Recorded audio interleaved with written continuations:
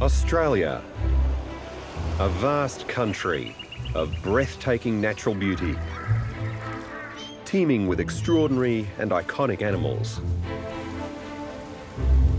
Meet the kangaroos. With their long forelegs, distinctive bouncing gait, and babies carried in pouches, they are the most successful and sociable of the species known as marsupials.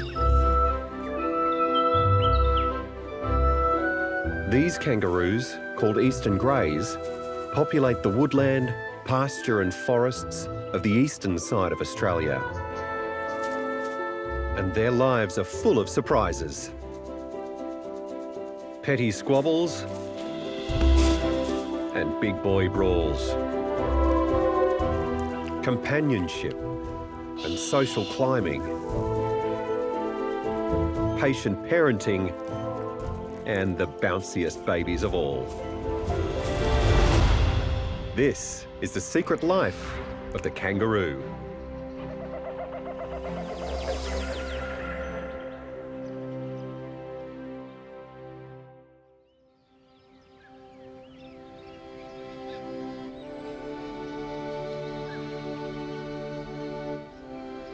It's dawn in Sundown National Park, a 157 square kilometre area of woodland and open pasture on the border of Queensland and New South Wales, Australia.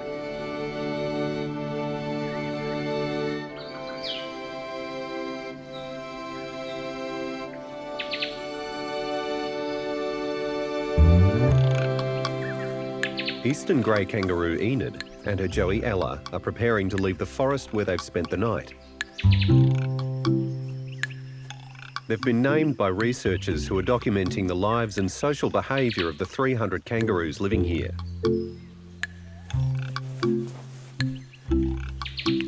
Ella is an at-foot joey, no longer in her mother's pouch, but still dependent on her mum.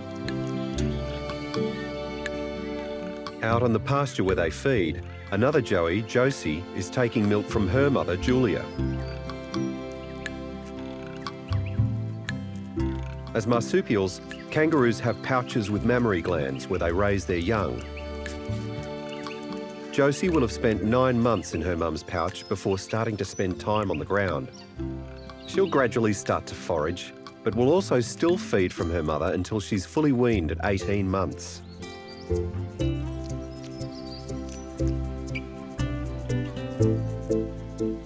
Mum and Joey may look relaxed, but Josie is still vulnerable. An at-foot joey is not easily able to defend herself from attack, and she still needs her mother for protection. Julia needs to be on her guard and keep a constant eye on what's around her.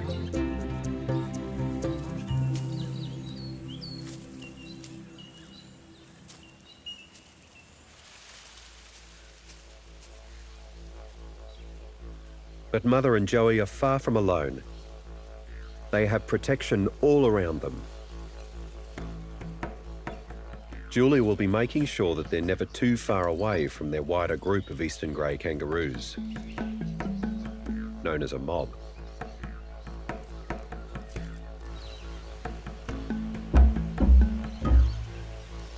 For kangaroos, a mob is like their social network.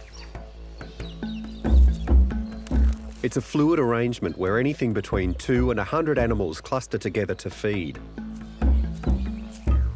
Members will come and go as they please, constantly shifting, even from hour to hour, depending on the availability of food.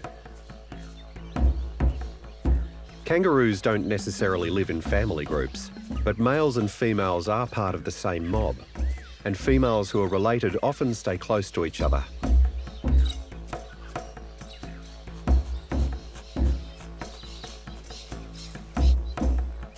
As well as mums and joeys, there will be a number of males who compete with each other for mating rights.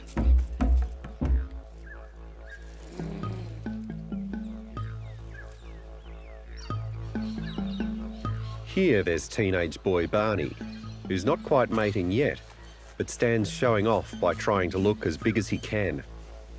And nearby Cyclops, a distinctive looking young male. He's got a damaged eye, but this doesn't affect his ability to vie for dominance.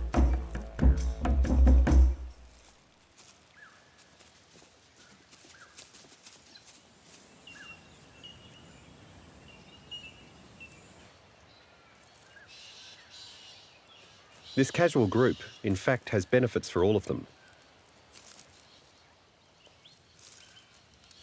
Grouping together gives the mob greater security against predators. Kangaroos, and in particular young joeys, are at risk of being attacked by snakes, birds of prey, foxes, and dingoes. Australia's apex predator, the dingo, is a keen hunter, and a kangaroo on its own can be an easy target.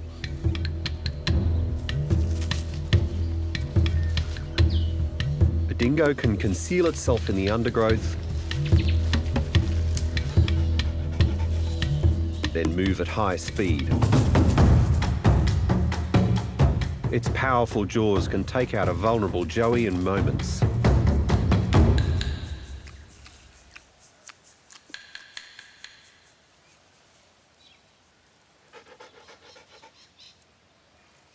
Feeding out on the open pasture, the kangaroos never know what threat could be lurking nearby.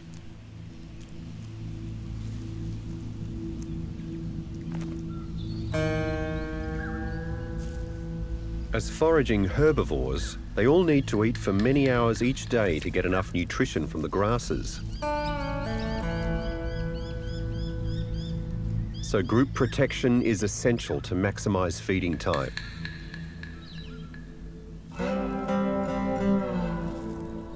The kangaroos can collectively use their strong sense of hearing for danger, frequently raising their heads to check.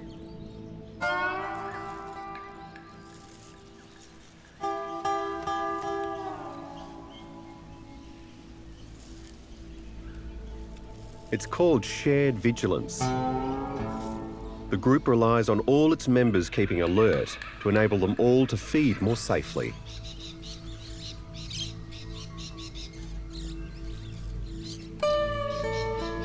Adolescent Barney may be showing off, but he's also got a keen eye on what's going on around him. He's part of the bubble of awareness the mob sets up for safety.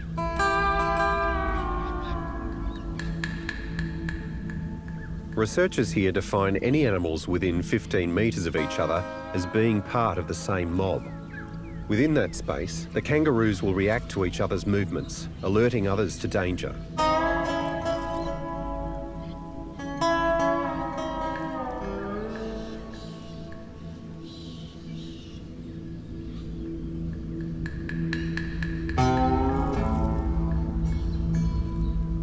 Female kangaroo Stripes stops chewing and raises her head,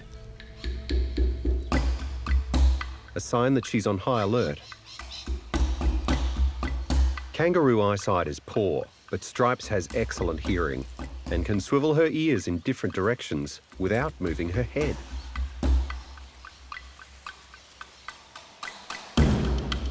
Stripes is the first to move. As soon as one kangaroo bolts, it triggers a mass departure, and all of them take off at speed.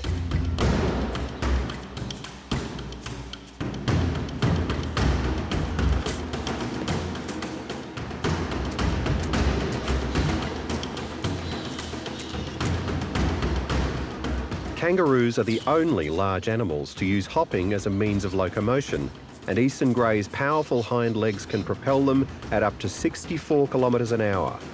So the mob can quickly scarper from open grassland to the protection of the woods nearby.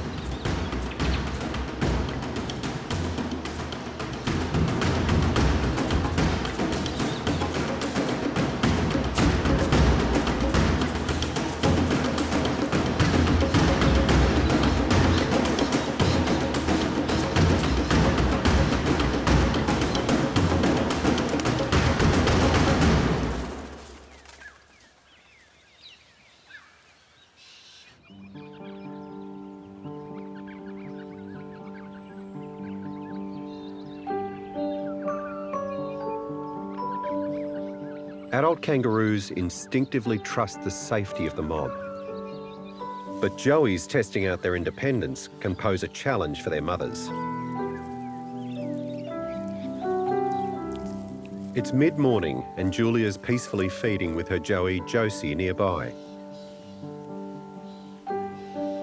Josie is distracted by two other kangaroos greeting each other.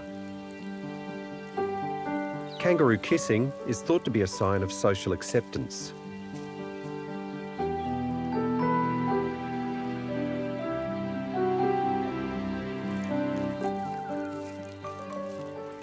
Curious Josie doesn't wait for her mother.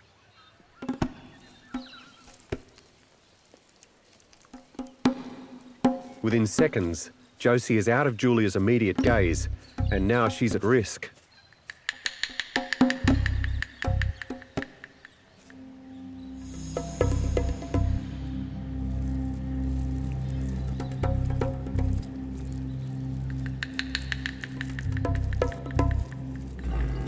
On a nearby tree, there's a large goanna, a carnivorous reptile almost a metre long,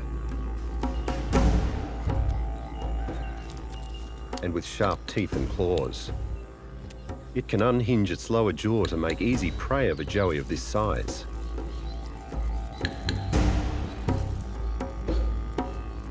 Reproductive females are often the most vigilant kangaroos. Julia is quick to realise that Josie has moved too far for safety. She springs into action.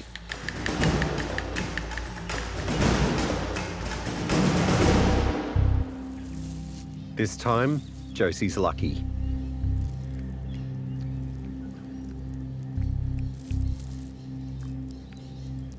And now, Julia is staying close.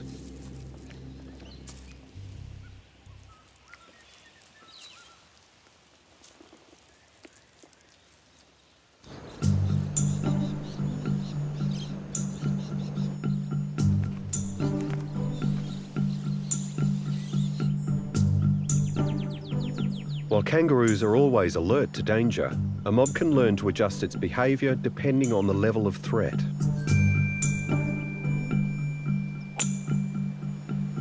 The Anglesea Golf Course, south of Melbourne, is home to a large colony of around 250 eastern greys, who make good use of the well-kept greens.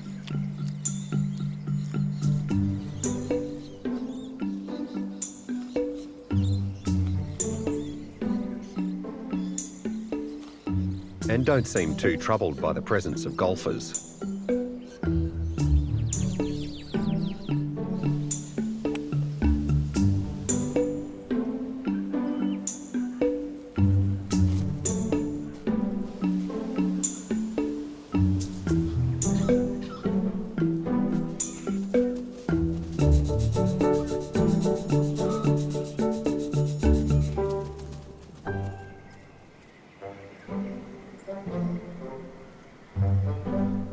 Among the Anglesea kangaroo population are 5-year-old male Captain, 4-year-old female Tenee, and Tenee's 1-year-old Joey. Tenee is one of a number of kangaroos being monitored on the golf course, so she wears an identity collar.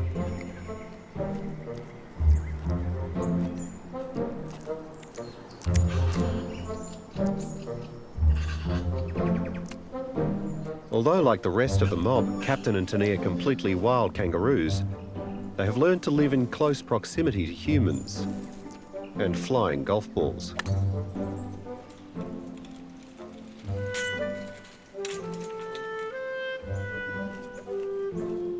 These grassy spaces give the kangaroos excellent grazing, and the lack of cover means fewer predators too, so the mob can forage for longer.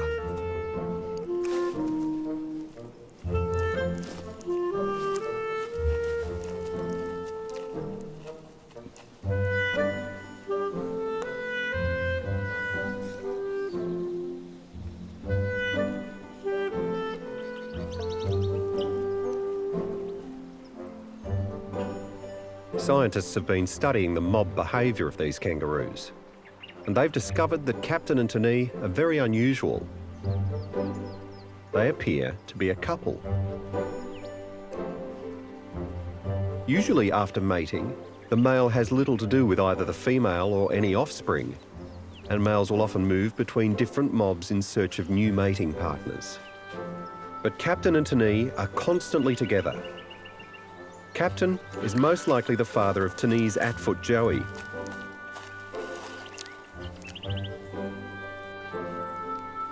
As well as the next Joey that is clearly visible in Tani's pouch.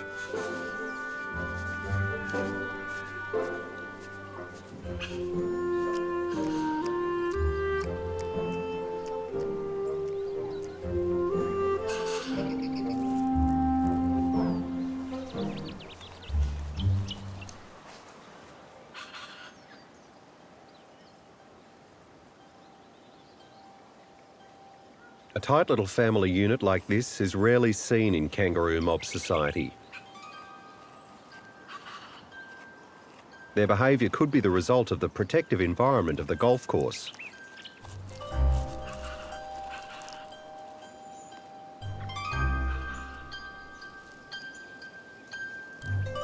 And it seems that they look out for each other more than wilder kangaroos would.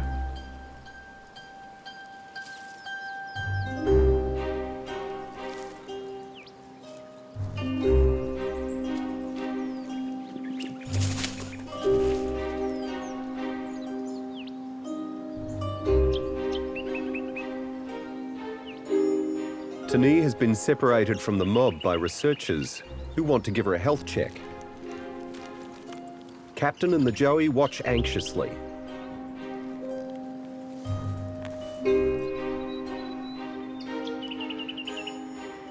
Sensing potential danger, Captain leads the Joey away from the golf course.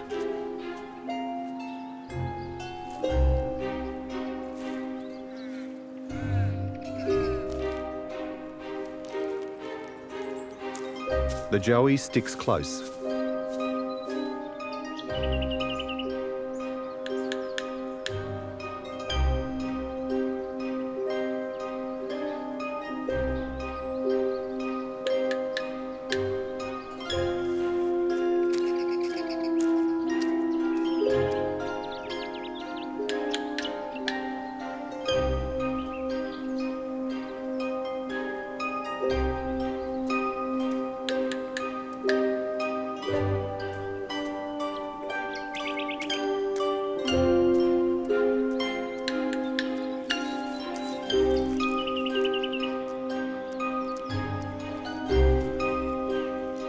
And Captain seems to be keeping an eye out for the young kangaroo, something a large male would never normally do.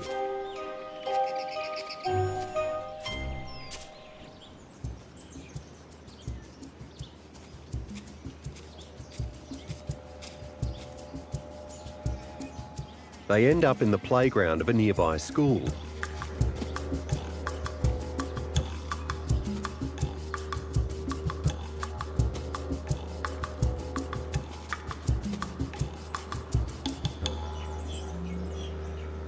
They seem unsettled without Tani.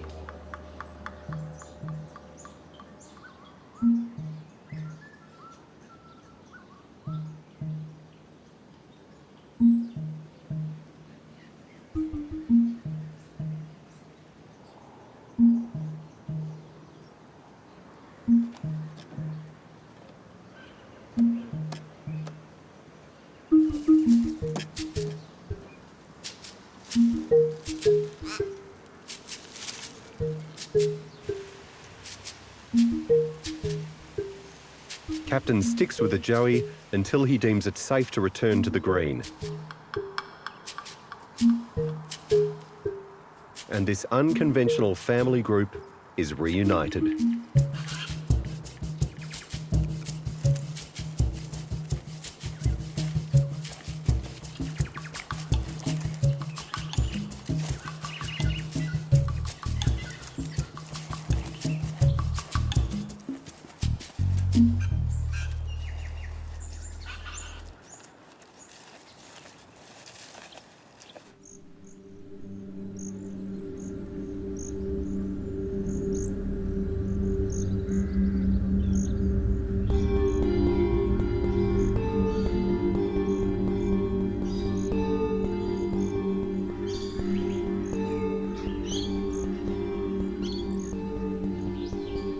Back at sundown, Stripes appears to be ill.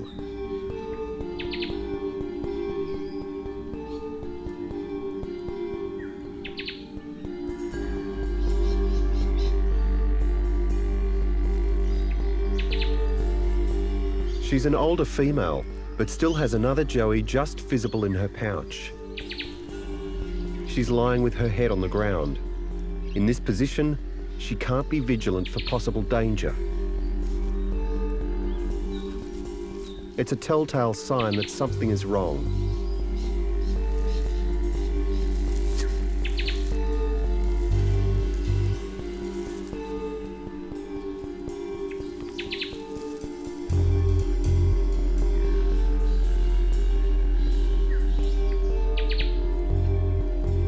She seems to be cold, wrapping her arms around herself to keep warm.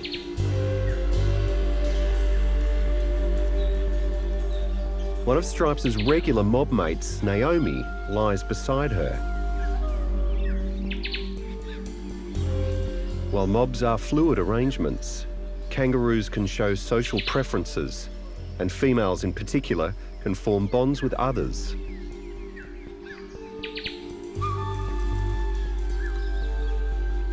Naomi's presence gives some protection to Stripes while she's laying low.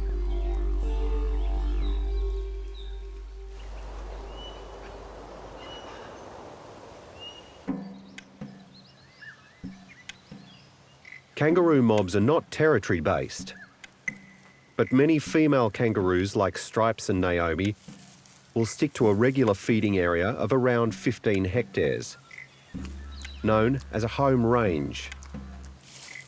This may widen depending on how much food and water are available.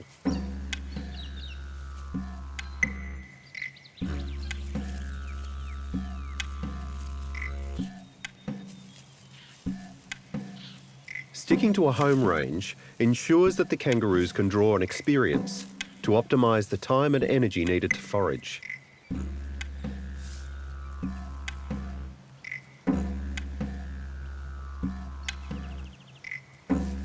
Mobs are often made up of kangaroos whose home ranges overlap as part of the wider social network.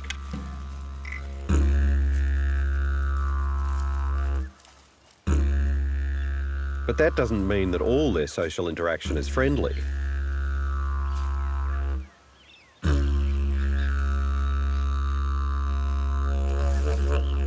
Females don't have a hierarchy, but those that are more assertive can gain access to better food or space.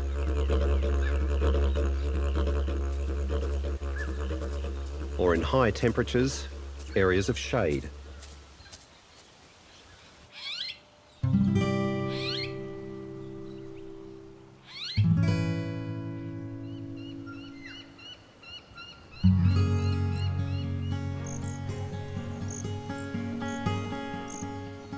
As a new dawn breaks over sundown, Delilah is searching for the best spot to forage.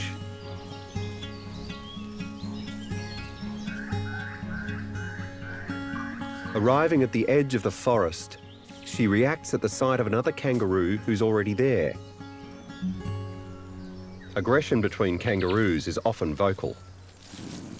A female will growl if another kangaroo who's not one of her usual mob mates tries to feed too near to her. Delilah growls.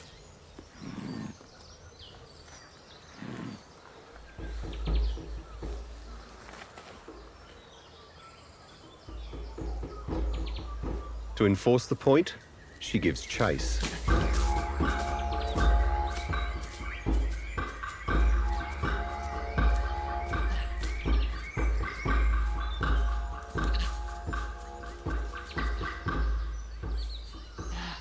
A cough is the kangaroo's sign of submission.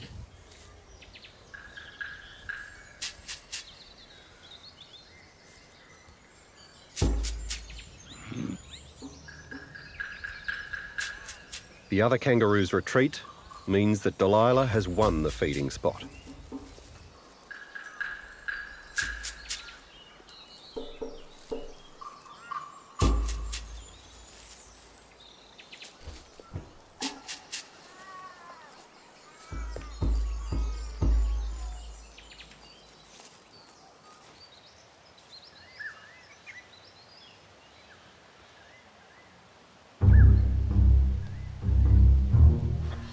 Meanwhile, male kangaroos have a much more obvious dominance hierarchy than females, based around size and their ability to win mates. Males will move around more, and some of the largest males are only seen at sundown during peak breeding season. Younger males will vie for supremacy, trying to work their way up the pecking order.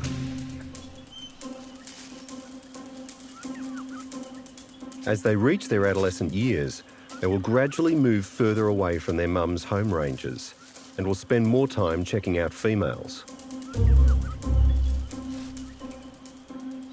Larger stature indicates higher rank.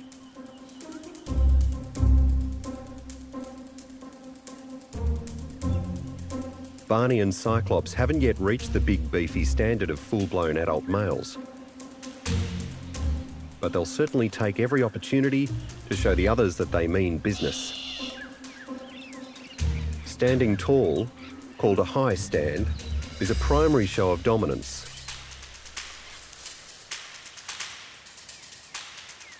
While ostentatious scratching is another show of power.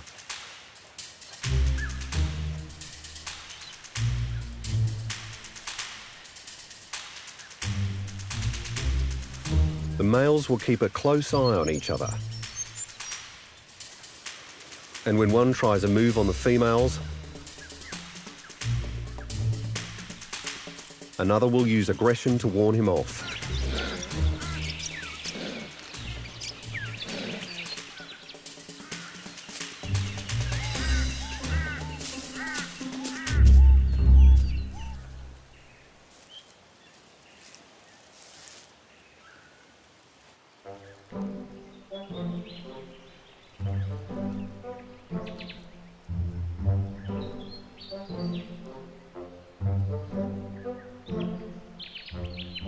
Early morning, and adolescent male Xavier is in the forest with a young female.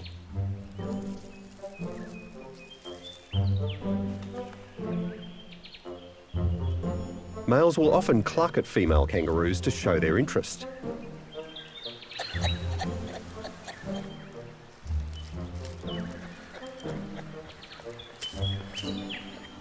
He's not quite big enough to mate yet, but that won't stop him trying. So he sticks close to her, clucking wherever she goes.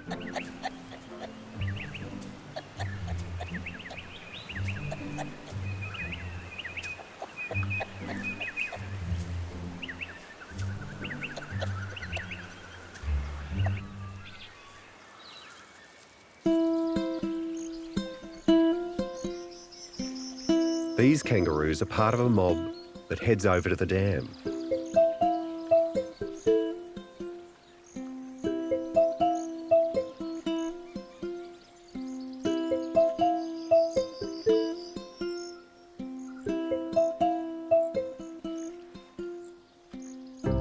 Kangaroos are well adapted to go several days without drinking in the hot, dry summer. But when more water is available during the cooler months, they'll drink regularly.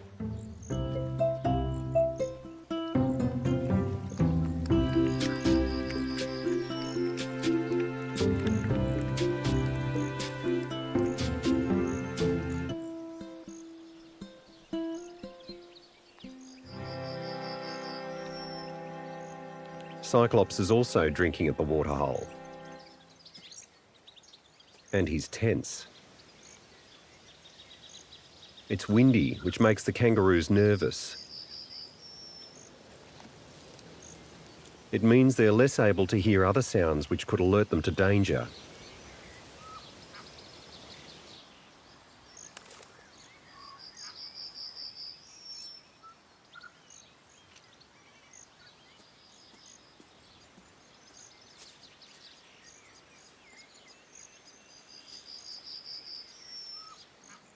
To add to his tension, Cyclops has spotted Xavier wooing the female.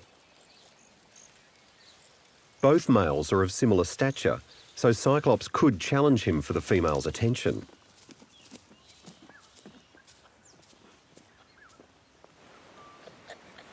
Xavier launches a fresh round of clucking.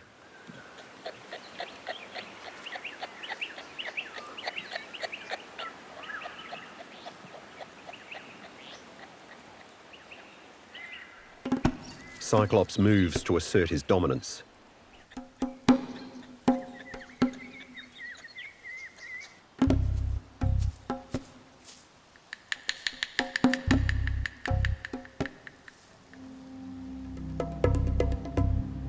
He barks loudly at Xavier.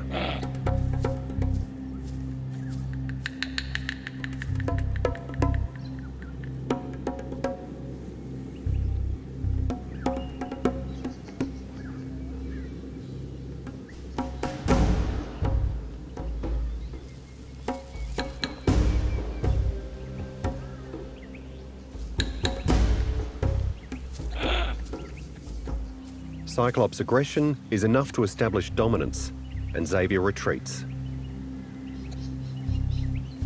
He moves to a safe distance from Cyclops, who stands guard to keep him away.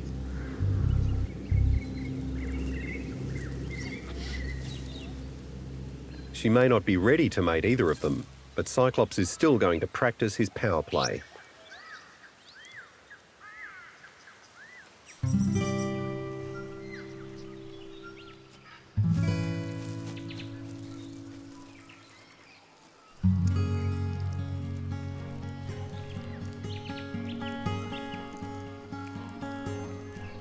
Having won her grazing spot earlier, Delilah is taking some time to groom,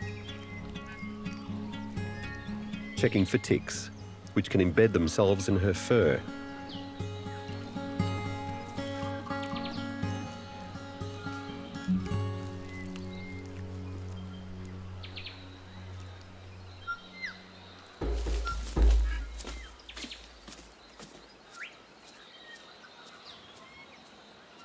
But as soon as she sets off in search of more foraging, she's quickly got another young female in her sights.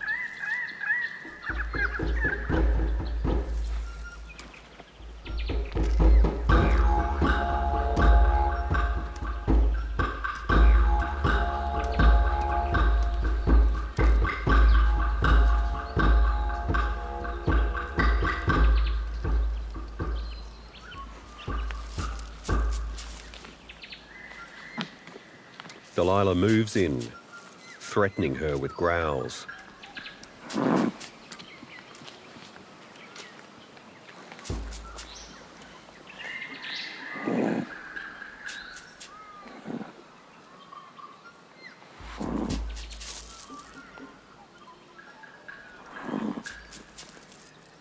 But aggression like this doesn't always pay off.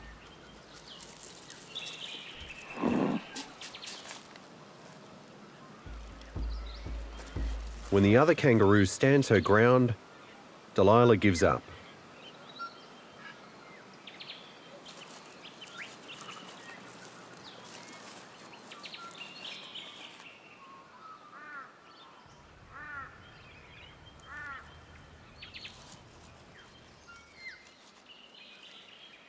She simply has to continue her feeding with another kangaroo nearby.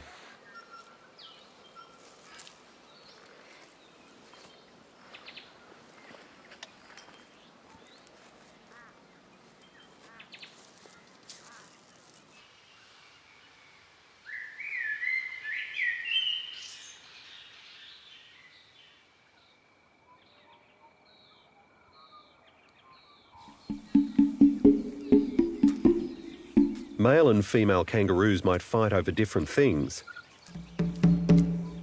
But when food sources get scarce, the aggression between all of them can intensify. It's dusk, and the mob has descended on an area of soil rich in salt and minerals, known as a salt lick.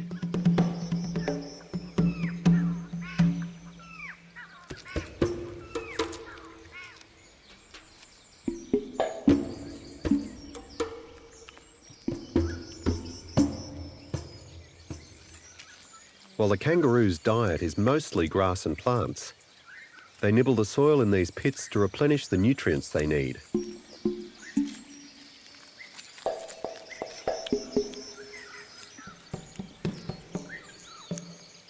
Kangaroos are unable to sweat, so in summer they lick their arms.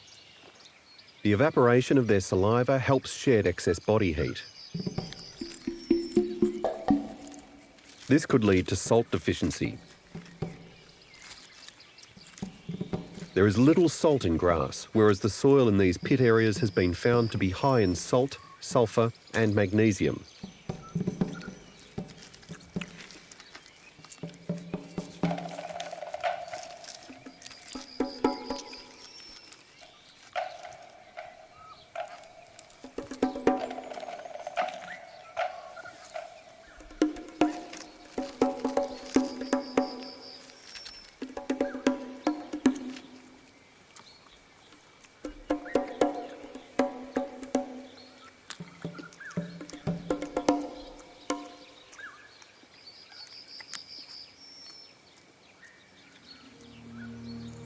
But there are only 2 areas like this in Sundown, meaning that the licks can be fiercely contested, especially as there's only room at each pit for 1 or 2 at a time.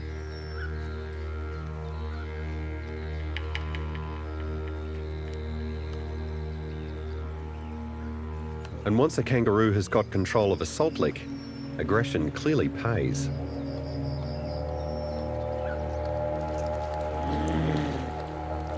Delilah has got the best position in the centre of the salt pit.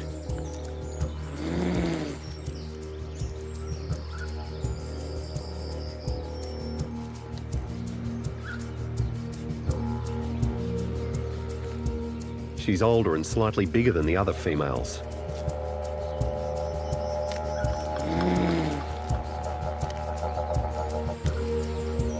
And by adopting an aggressive stance and growling whenever they attempt to approach, she can prevent the others from feeding at the same time, ensuring all the more for herself.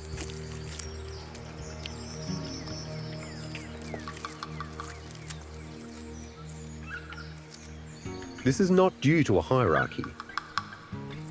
Researchers here have noticed that some kangaroos simply have more assertive personalities, and that older females in particular can be more intolerant of others.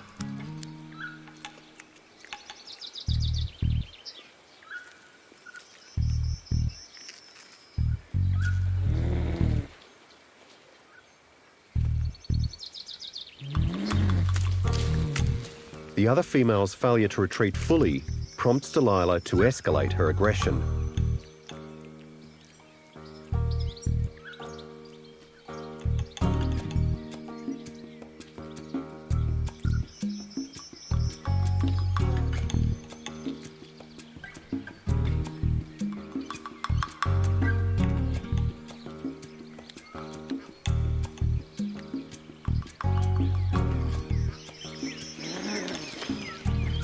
Batting the others away proves an effective strategy.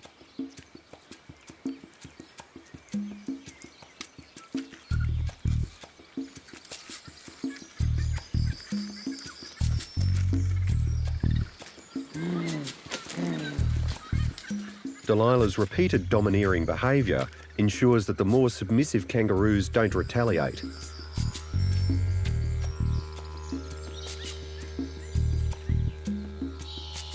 Her intimidation of the others means she can keep the salt lick all to herself.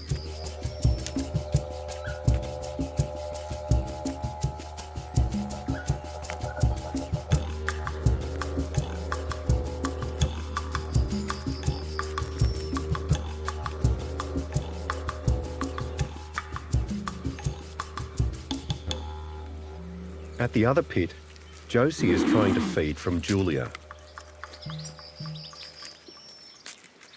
By growling and batting her Joey away, Julia could be signalling that she wants Josie to wean.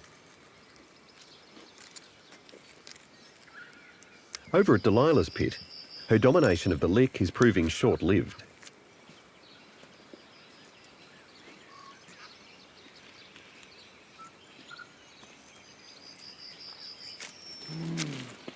This kangaroo is refusing to be deterred by Delilah's scare tactics.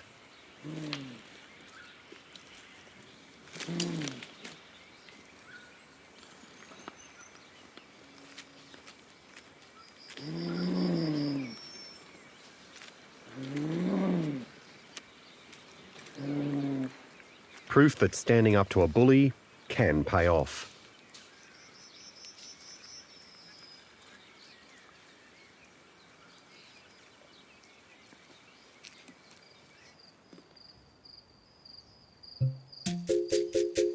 Out on the pasture, things are more peaceful.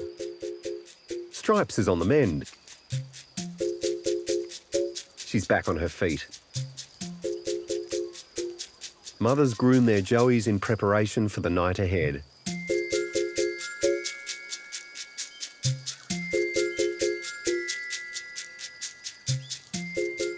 And the other members of the mob get in their last grazing before dark. They'll spend the night in the forest, sleeping and then foraging in the early hours.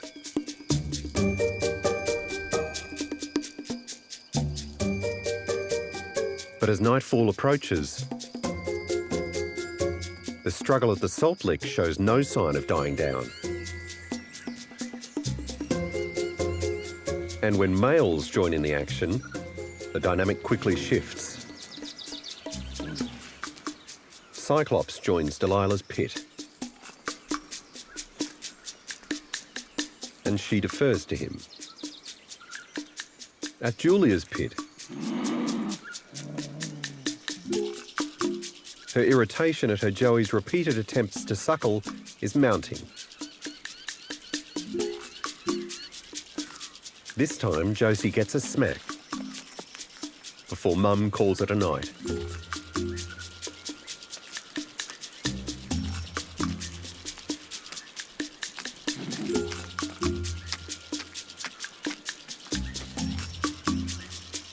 Delilah wastes no time in moving in on the vacated space.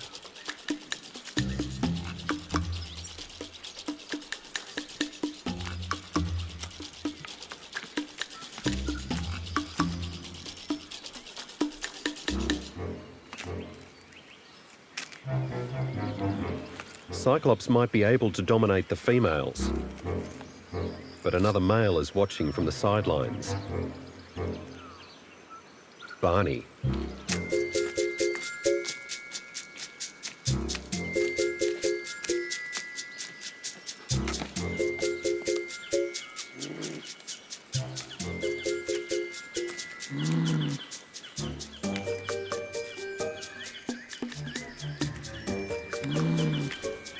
His growls as he approaches show that he's exerting his authority and expects submission.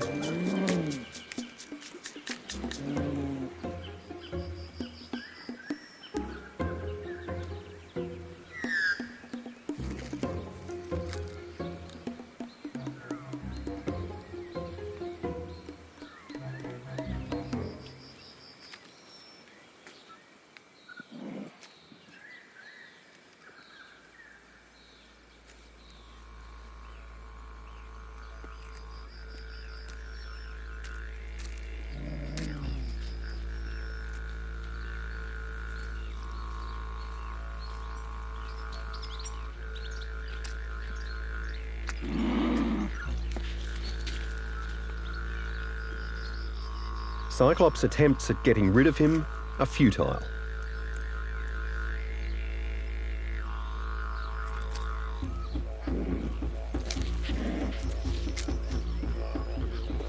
Shaking his ears is a way of showing he means business.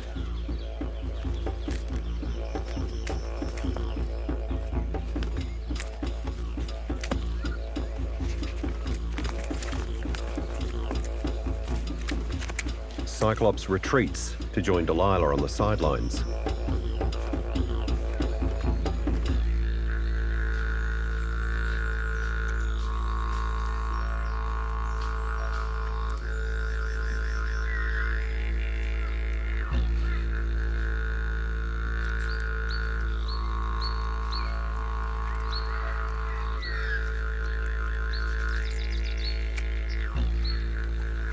But once Barney's asserted himself as top kangaroo, he's willing to let others feed from his pit.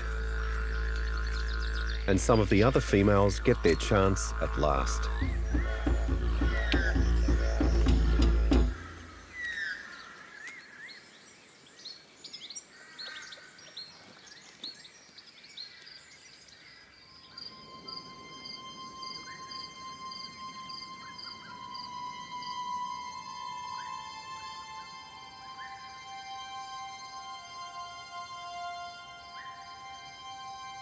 Life as a kangaroo is full of surprising dangers, dramas, risks and rows. But at the end of the day, and away from the salt licks, calm is restored. The kangaroos can return to the safety of the forest.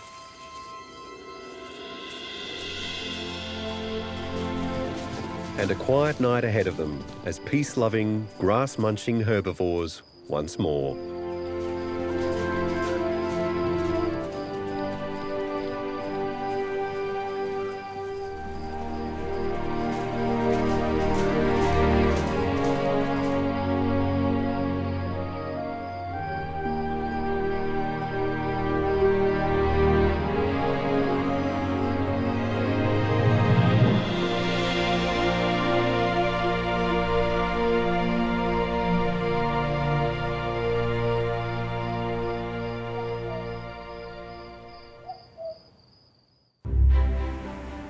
Australia, a vast country of breathtaking natural beauty, teeming with extraordinary and iconic animals. And nothing says down under quite like a kangaroo.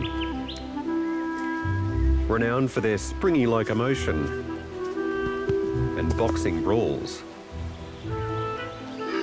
They're the most successful species of the mammals known as marsupials. These kangaroos are eastern greys. They're prolific breeders and raise their young in pouches. But bringing up baby is fraught with challenges.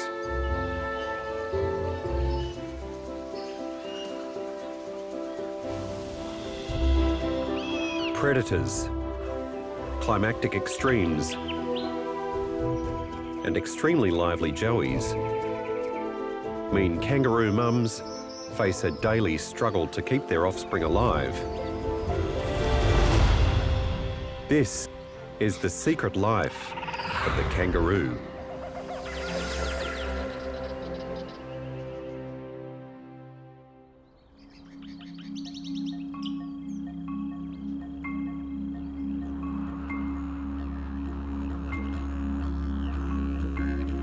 Sundown National Park in Australia sits on the border of New South Wales and Queensland. A rugged wilderness with rolling hills, deep river valleys, and mountain peaks rising to over 1,000 metres. Down in the lowlands, the park is home to around 300 eastern grey kangaroos.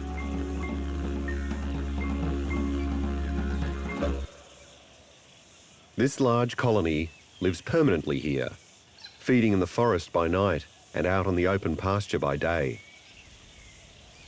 For many of the females here, child rearing is a constant preoccupation.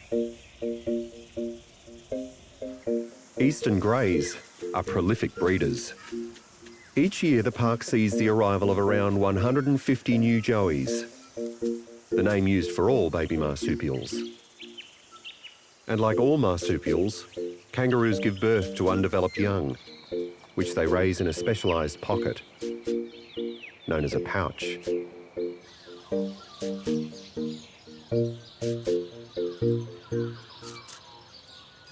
Females can reproduce more than once a year, with family life somewhat resembling a production line. In fact, a female can have 3 babies, all at different stages of development. She can have one young at foot, living beside her on the ground. Another small joey growing inside her pouch, and be pregnant with a 3rd baby in waiting. The embryo of the 3rd joey can be in a state known as diapause. The pregnancy is literally on pause until there's more room in the pouch.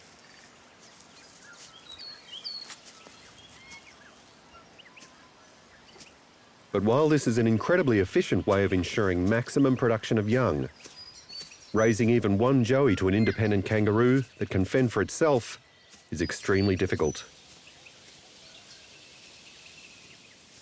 Around 50% of the joeys here don't make it.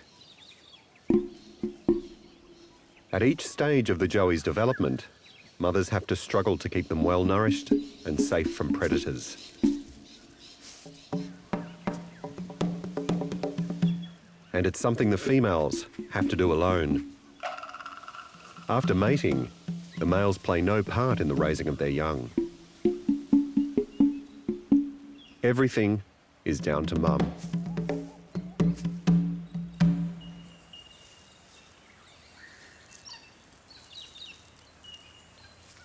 This is Lauren, named by the researchers who are studying the breeding patterns of the kangaroos here to find out more about why only some joeys survive.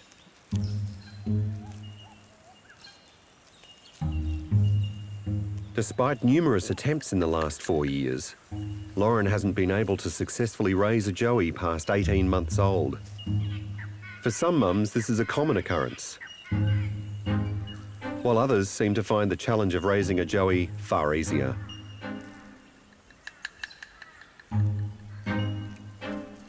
But Lauren's managed to get her latest baby, Butterscotch, to 9 months. The little joey is healthy, and now she's in and out of the pouch. So far, all is well. But the next 6 months will be critical, and everything will depend on Lauren.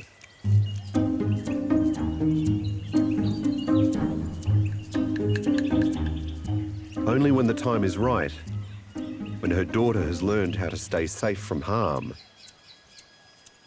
will Lauren let her go and fend for herself.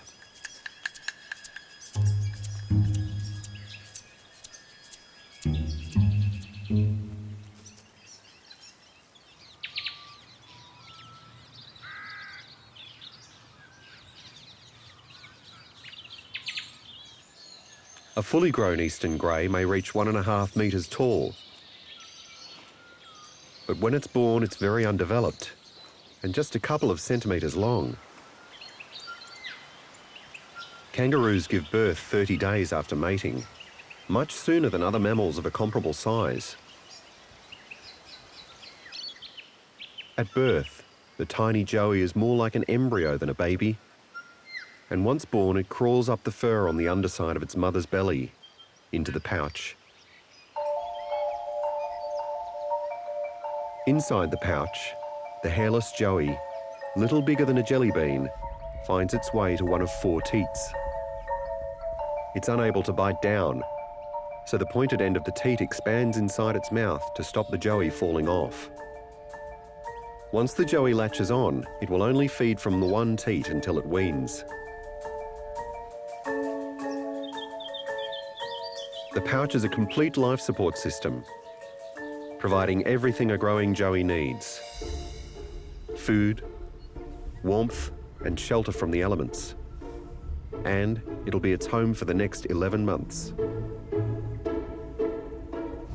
Special sphincter-like muscles in the pouch opening keep the joey safe inside, while Mum has her nose to the ground, grazing. Pouches are an efficient method of reproduction. So much time in the pouch allows a joey to do lots of growing before it has to face the outside world.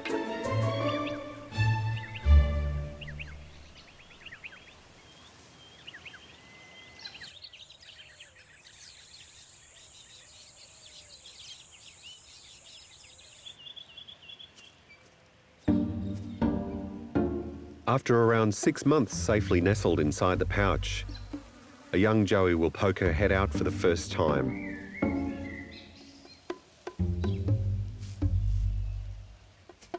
This is Poppy.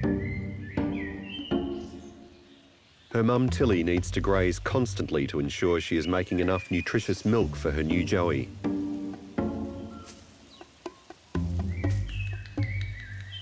Poppy has just begun to take a look at the outside world and is yet to leave the safety of her mother's pouch. In around 3 months' time, she should be ready to take her first bouncing steps on her own 2 feet.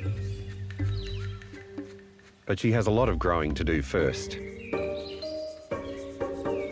She won't start to get her full coat of dense fur until around 9 months.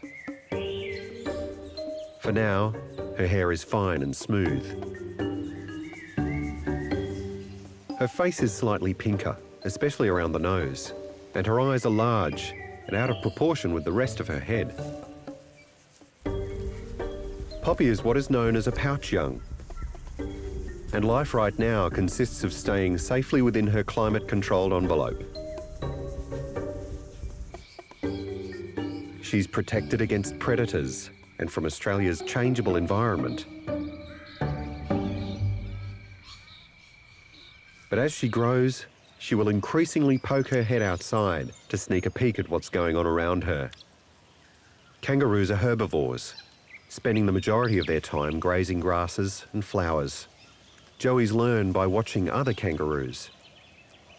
So at around 7 months old, while still tucked safely in the pouch, Joeys taste their first mouthful of grass.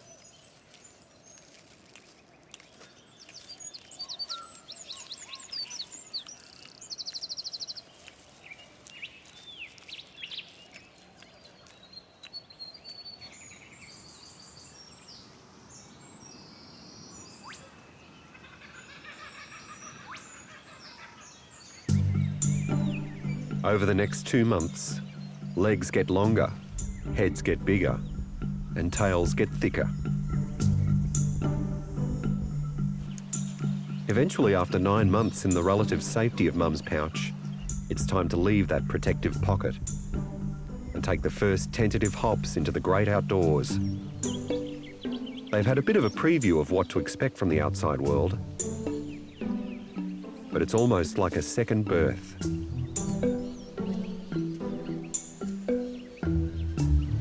This Joey has just begun to explore on his own, each time taking longer and longer sorties away from his mum. After so long in the pouch, he's not very experienced at moving around. Hopping might come naturally, but it still takes coordination and practice.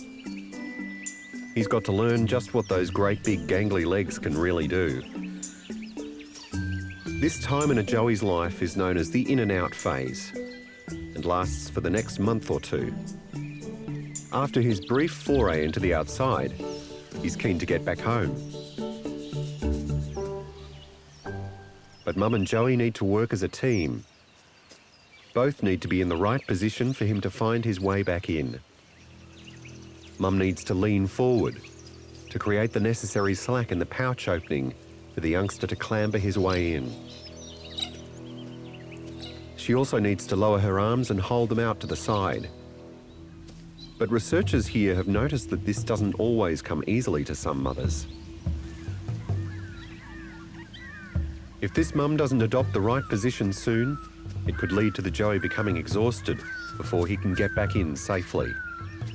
Outside, her Joey is completely defenceless. Predators could be watching. Carnivorous lizards called goannas live in Sundown, as do predatory snakes. It's not venomous, but this carpet python would easily crush an 8-foot Joey. They hunt by stealth and ambush.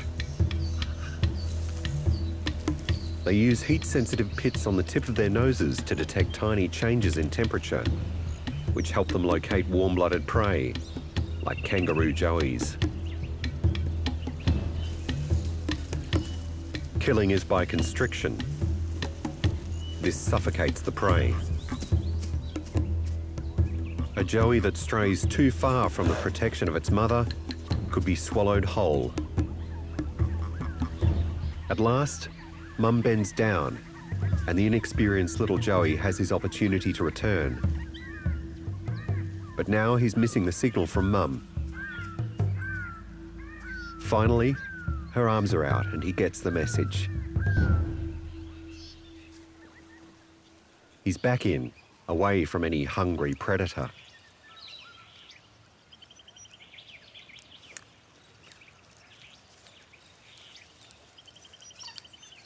At any stage, it can be hard for a mother kangaroo to keep her Joey alive. Drought predation and disease can all take their toll on vulnerable young kangaroos.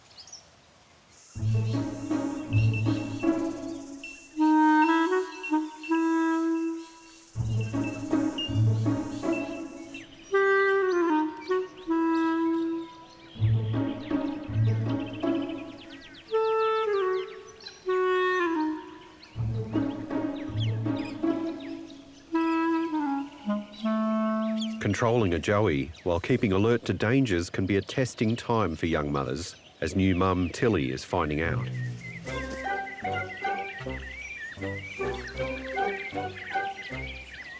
Now, at 9 months old, her baby Poppy is consistently out on her own 2 feet. Her legs are still a bit too big for her body, but she's bursting with energy.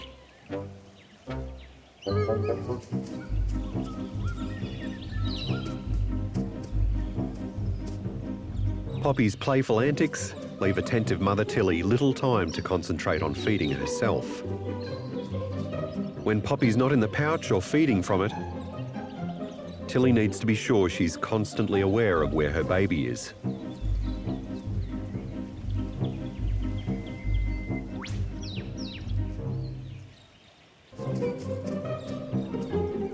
Kangaroos don't have great eyesight. While their sense of smell is good, their secret defence weapon is their ears. Kangaroos have very good hearing.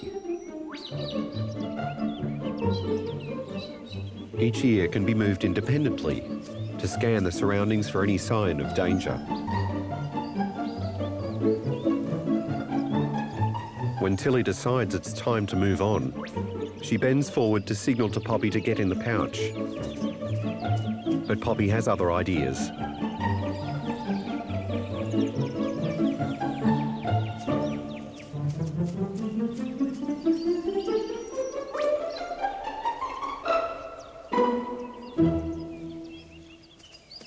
Learning to hop at high speed is actually an essential skill for a growing joey. And Poppy is starting to get the hang of it. This spirited bouncing back and forth is known as rapid running. As she ventures away from mum and puts her legs to the test, her huge Achilles tendon works like a giant elastic band. Each rebound gives her energy back for the next hop. Once she's an adult, she'll be able to hop at over 64 kilometres per hour. But for now, this short dash is fast enough for her, and she quickly scampers back again.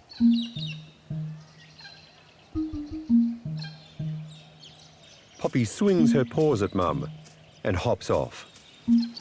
Adult kangaroos often settle disputes by boxing, and Poppy has decided mum is good for target practice. Tilly keeps up her patient attempt at getting Poppy into her pouch. But Poppy sneaks in a quick right hook.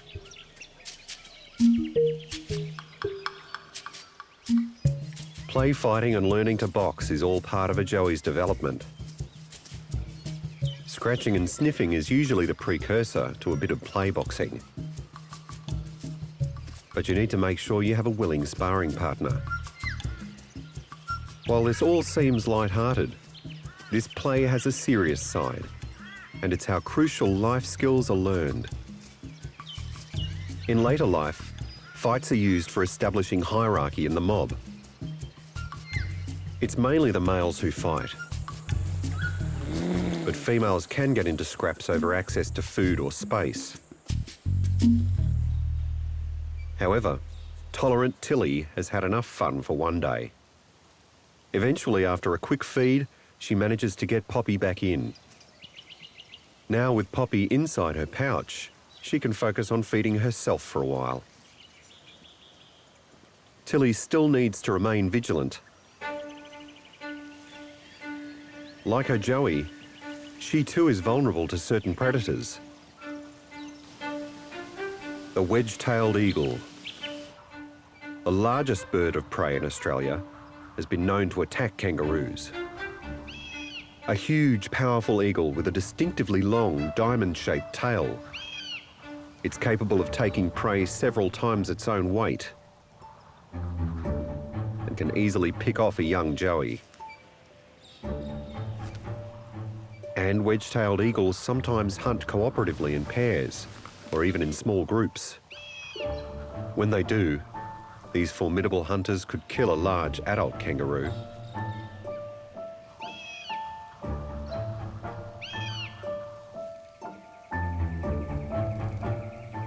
Protective mothers work together too. Both mothers, Tilly and Lauren, are part of a group of kangaroos known as a mob. By staying close to other females, the extra ears listening out for predators help to keep their joeys safe. Hopefully this year will bring Lauren more success. Over the last 4 years, she has lost all her joeys. Most likely predators took them. This is a critical time for butterscotch. For now, Lauren waits patiently as young butterscotch ventures further from her side. She might appear calm, but her twitching ears betray that she's listening carefully for butterscotch's movements.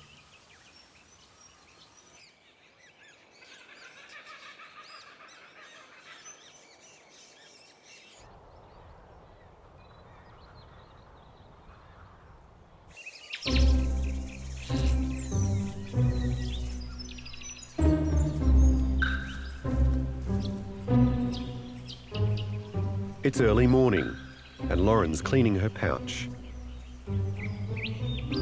After a night inside, Butterscotch is still tucked up. Cleaning a pouch is one of the first signs that a kangaroo is preparing for a new arrival and is about to give birth. And once she has a joey in the pouch, keeping it clean is an essential part of its care.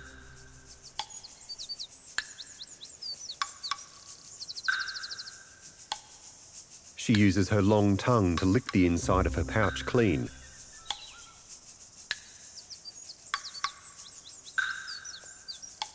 When very small joeys are still inside, this licking will stimulate them to defecate. Mum then consumes the feces. And while this doesn't sound very appetising, it's a highly efficient way of reabsorbing any fluids the mother has lost from nursing. With an older joey, it's also important to ensure that mum removes any mess that's been brought in with the constant hopping in and out.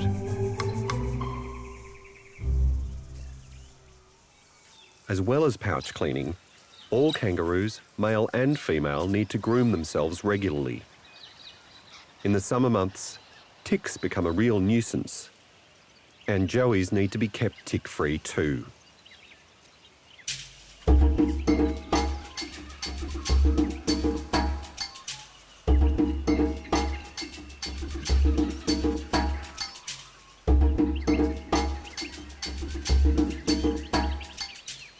Grooming is an essential part of bonding between mum Tilly and her daughter Poppy. If mum can get the mischievous joey to stay still for long enough.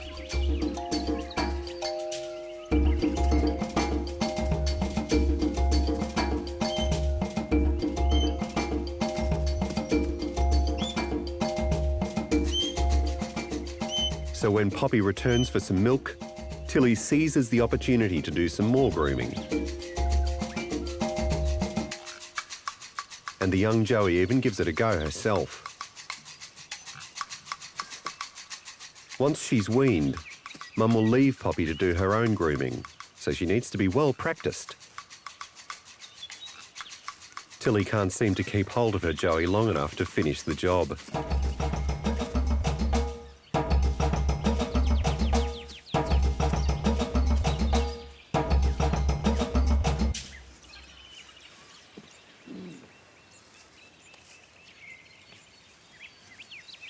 She uses her forearms to hold her daughter in place, but the joey soon wriggles free again. This grooming is about more than just removing irritating parasites. Ticks carry diseases, and youngsters like Poppy are especially vulnerable. With their immature immune systems, they'll be more susceptible to catching diseases from the ticks. The parasites feed on the joey's blood, and if an infestation is bad enough, the loss of blood alone will take its toll on her development.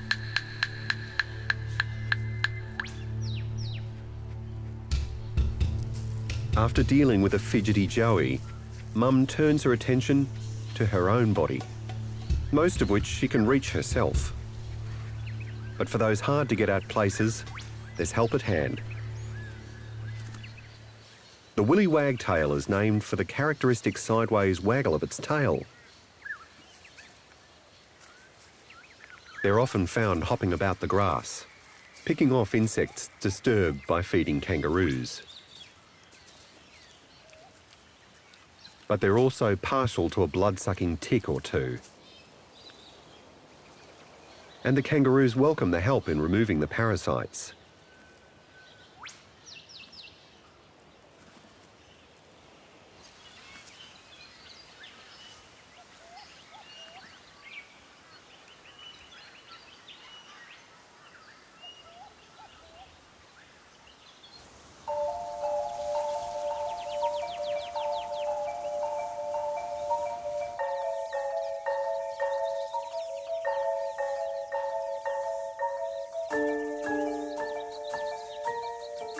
Those young kangaroos that have made it from small pouch-bound babies to tentative explorers are still reliant on their mothers until they're around 18 months old.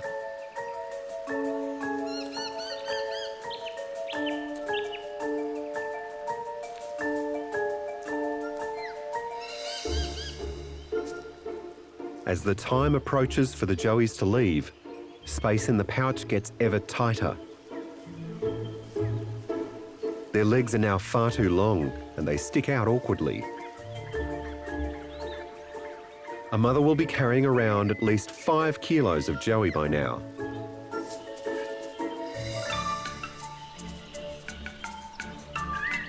Tilly's daughter Poppy has grown very large and will soon leave the pouch permanently. She's still up to her old tricks. This time, she kicks Mum instead of boxing her.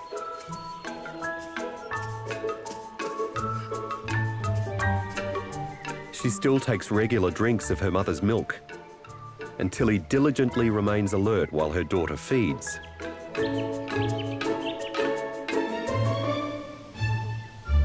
The wind has picked up, which makes it far harder for Tilly to hear the sounds of any approaching threat. She prefers Poppy in the safety of her pouch. She's clearly not prepared to let the large joey fend for herself just yet. But hopping is increasingly difficult with such a large load. Poppy's arms and feet can no longer fit inside the pouch at all. She won't have many nights left in the protection of her mother's pocket.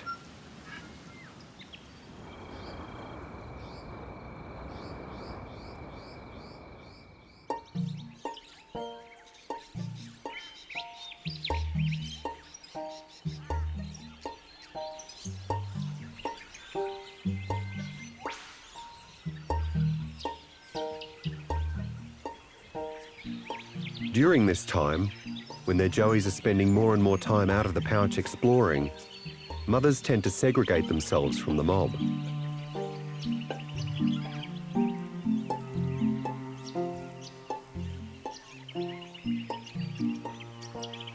Researchers believe this may be to reduce the chances of the increasingly adventurous joeys getting confused and losing their mothers when there are so many other adult females around. Despite some mothers taking these precautions, a joey can jump into the wrong pouch when frightened. One study DNA tested wild eastern greys and made the surprising discovery that almost 5% of joeys get adopted by a new mother during the in and out phase. If Poppy's scared enough to attempt entering a random pouch, there's every chance that the adoption might stick until she's independent.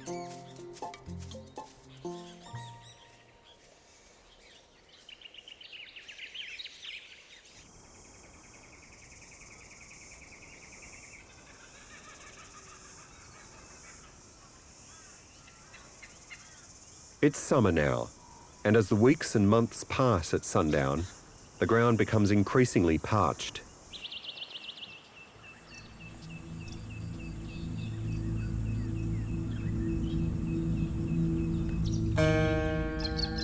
There's been very little rain, and after an unusually dry spring, sundown is in the grip of drought. Conditions like this can have a huge impact on joey survival rates. In 1982, a drought caused eastern grey populations to crash by 40%. Kangaroos can go a long time without a drink because they get most of the fluids they need from the foliage they eat.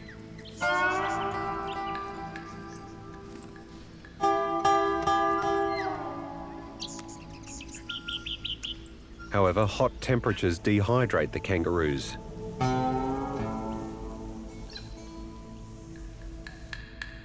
And the plants they feed on.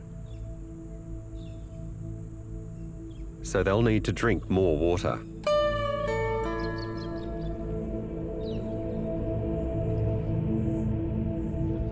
But this can be a risky business.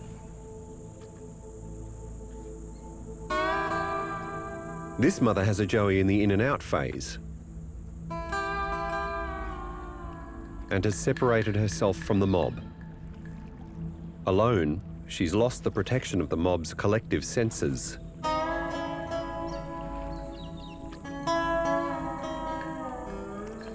She's extremely cautious as she nears the edge for a drink.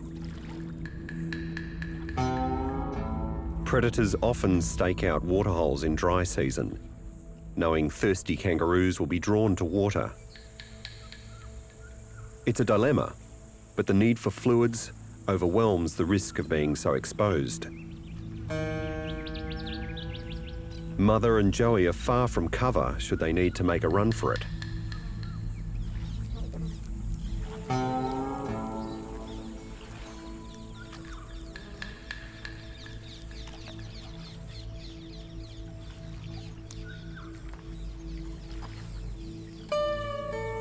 And fleeing at high speed on the rocky terrain of the dry riverbed would be difficult.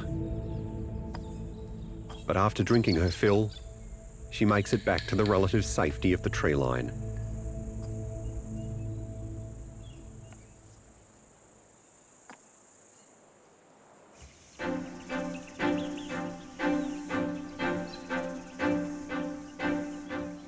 Here at sundown, summer daytime temperatures can rise to 40 degrees Celsius.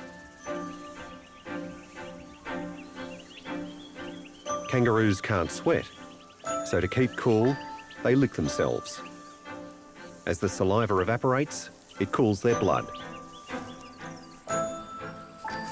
It's very hot for a youngster inside the pouch, so to help keep her joey cool, this mother has licked the fur on the outside. As the moisture evaporates, it cools the joey inside. While finding drinking water and keeping cool is a challenge, at this time of year it's access to good grazing that makes it increasingly difficult for mothers to support their joeys. The only green shoots to be found are in what remains of a waterhole. The water has completely dried up, but there's still enough moisture in the earth to support new plant growth. The tough pond vegetation is by no means ideal.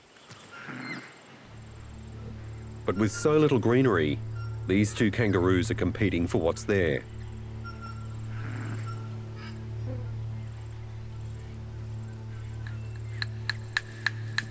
The contest is short-lived. One kangaroo quickly backs down. The weaker of the two has to resort to the poor brown grass in the dry meadow.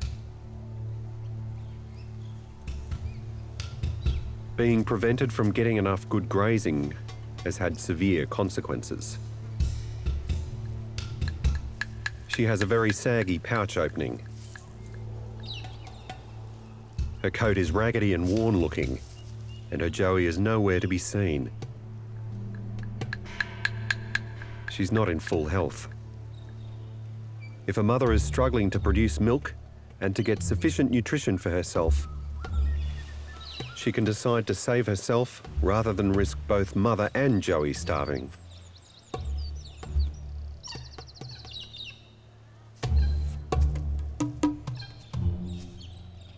A pouch like this is a sign that it's suddenly been vacated by a Joey.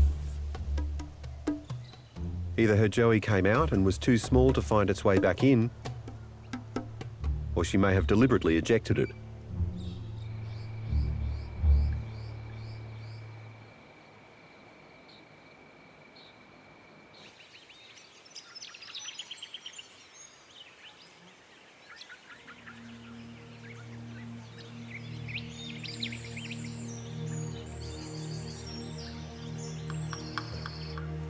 At a year old, Butterscotch is now the oldest Joey Lauren has managed to raise in the last few years.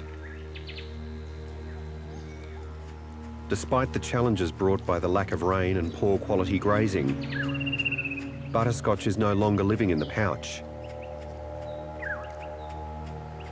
She's a young at foot.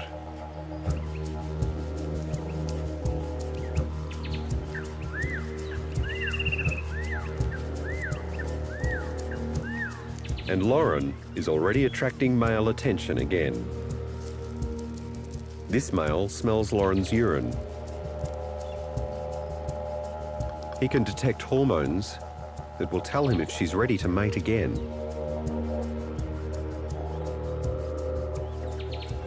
But he doesn't get the message he wants.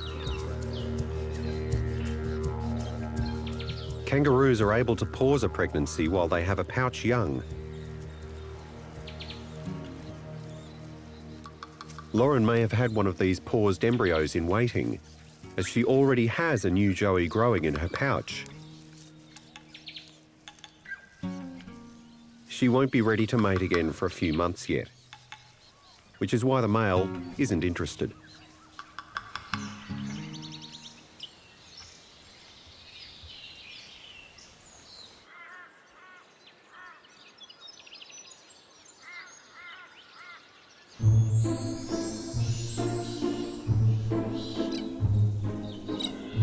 As the heat intensifies, Lauren finds it harder to get enough food. Even though Butterscotch is eating grass, she isn't weaned yet, so is still placing demands on her mother.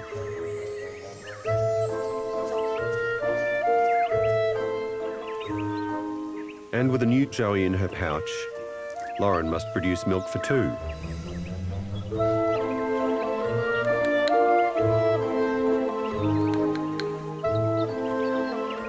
Lauren's struggling. She's become very thin.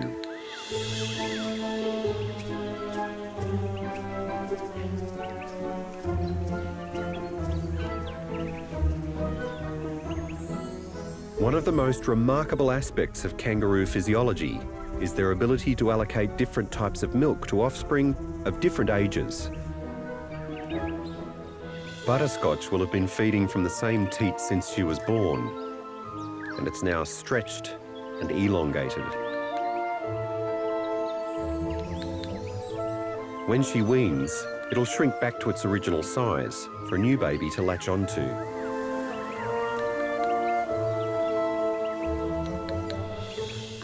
By only feeding each Joey from one of her 4 teats, Lauren's able to reserve the premium high-fat content milk for her new young.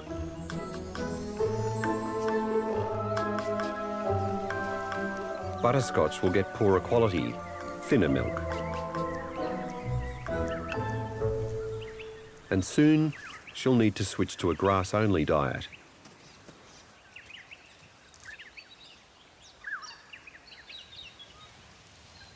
She must be healthy and prepared for when her mother decides it's time to cut off the milk supply.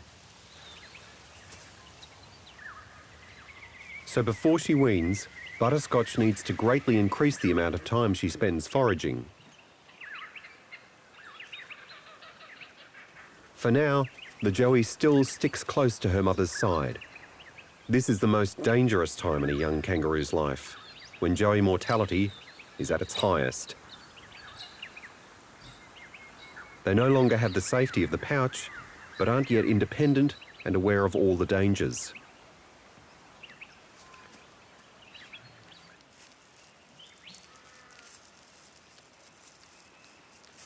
Lauren's preoccupied by feeding. She needs to forage for most of the day to get enough nutrition from the grass.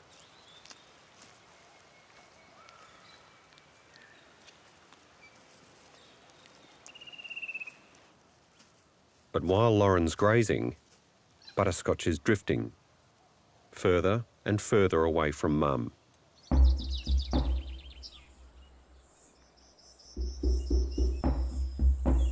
The young Joey finds herself on the edge of the forest.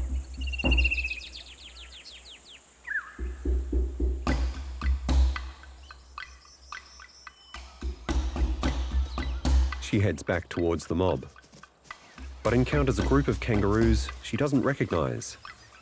Lauren is nowhere to be seen.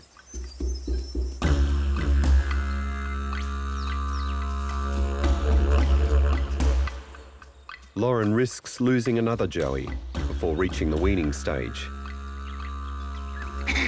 Butterscotch calls for her mother.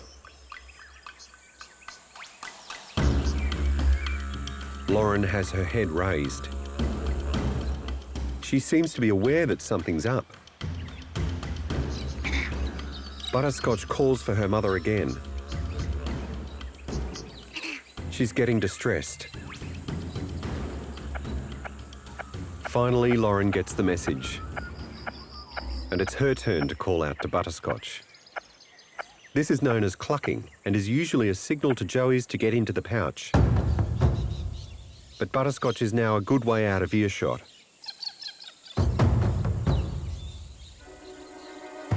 Although Butterscotch is close to other kangaroos who could alert her to danger, they won't protect her if a predator appears.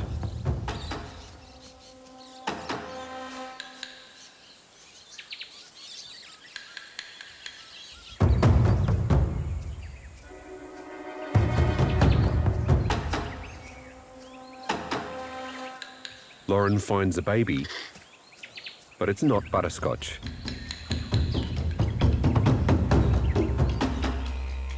She continues her search for her daughter. There's a salt lick in Sundown, an area of soil where kangaroos gather to lick up essential minerals. Perhaps Butterscotch has followed the mob there.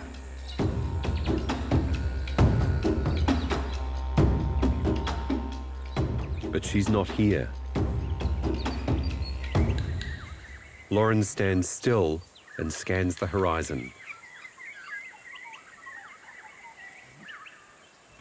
Using her eyes, her sense of smell, and her highly sensitive ears. And this time, Lauren hears her.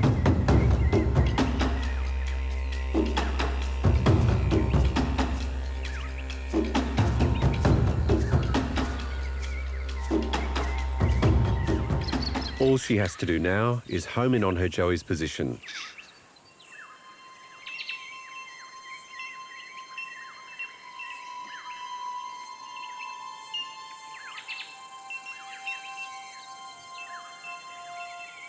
Butterscotch has got her ears working overtime too, twitching around in all directions, trying to hear her mum.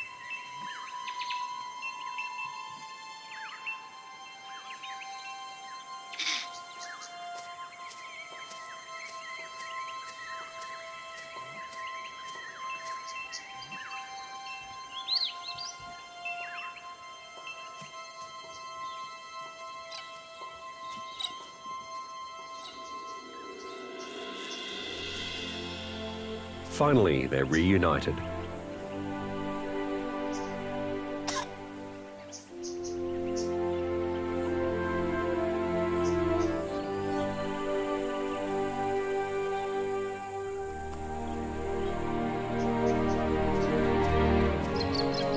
For now, at least, Lauren sticks to her daughter's side as they head for the safety of the forest.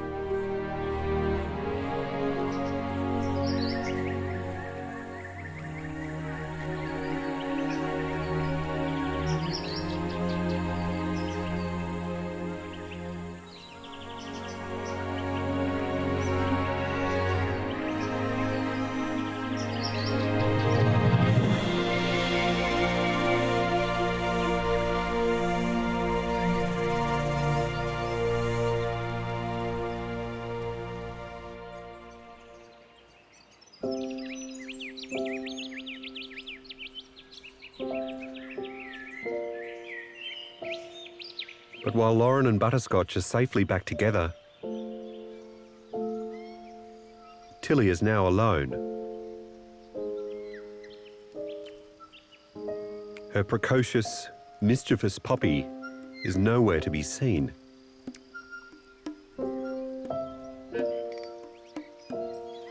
When Poppy was last seen, she was still in and out of the pouch.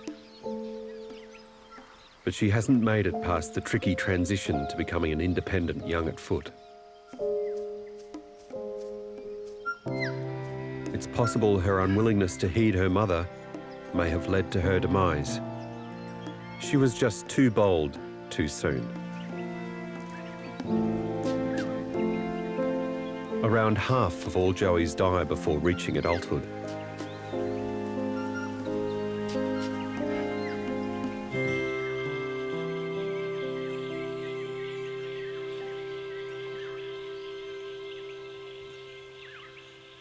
However, the high frequency of kangaroo reproduction ensures that numbers are healthy enough to sustain the population.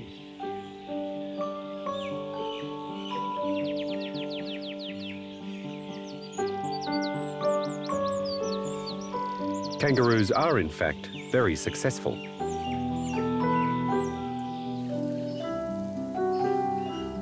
There are 16 million eastern greys in Australia.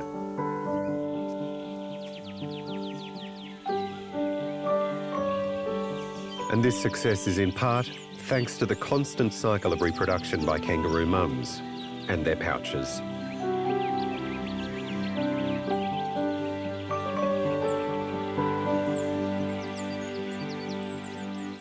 For Lauren, the toll of raising 2 joeys simultaneously has been worth it. She has a healthy, independent daughter, and things are looking up. The rains have returned. The lakes and rivers have been replenished, and there's fresh new grass, making life a little easier. Butterscotch has learned all she needs to survive by herself. And in just 6 months, she could be having little joeys of her own.